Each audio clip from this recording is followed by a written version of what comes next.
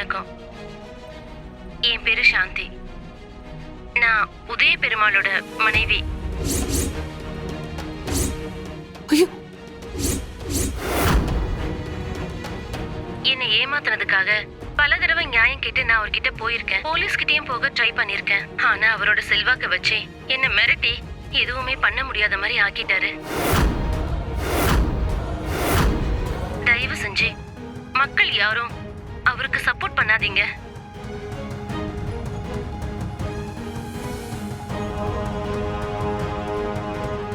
அவரு எனக்கு செஞ்ச அநியாயத்துக்கு நியாயம் கிடைக்கணும்னு நான் இது மூலமா கேட்டுக்கிறேன். ஐயோ, போய் போய் போய் சித்தப்பா, எது போய்? எது போய்? போதுமா? இப்ப சந்தோஷமா இருக்கா? எலெக்ஷன்ல நிக்க வேண்டாம், நாமினேஷன் தாக்கல் பண்ண வேண்டாம், அவ்வளவு தூரம் கேள்வி கேட்டேனே, கேட்டீங்களா நீங்க?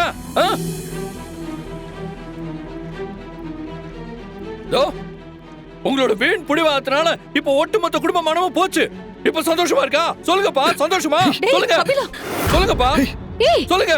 கபிலா, கபிலா, விட அவர. போதுமா? சொல்லுங்கப்பா, சந்தோஷமா? சொல்லுங்க. கபிலா, சொல்லுங்க. என்ன பண்ணிட்டு இருக்க? விட அவர. கபிலா, சொல்லுங்கப்பா. டேய், விடுடா. டேய்,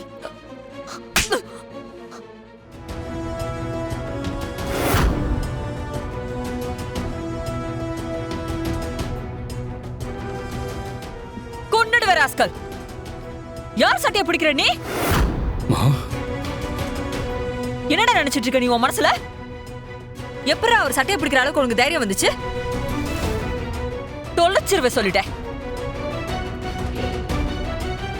இப்ப என்ன நடந்துச்சு இப்படி கத்திட்டு இருக்க?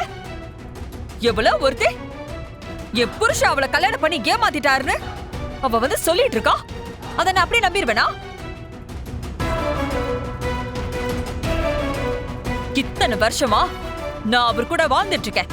அவர் எப்படிப்பட்டவர்னு எனக்கு தெரியும். எவ்வளவு ஒருத்தி யாரோ கொடுத்த படத்தை வாங்கிக்கிட்டு டிவில வந்து தப்பு தப்பா பேசிட்டு இருக்கா. அவன் மேல நீ கோவப்படாம உன் அப்பா மேல கோவப்படுற.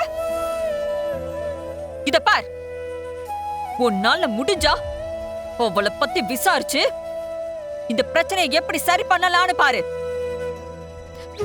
அதை விட்டுட்டு என் புருஷனை குறை சொல்ற வேலையெல்லாம் வச்சுக்காத.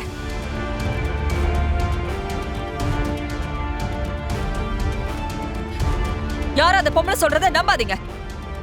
என் புருஷன் அப்படிப்பட்டவர் கிடையாது.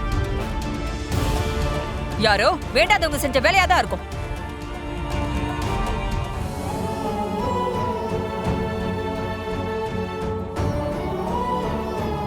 ஒண்ணு இல்லைங்க, நீங்க இதெல்லாம் நினைச்சு வருத்தப்படாதீங்க.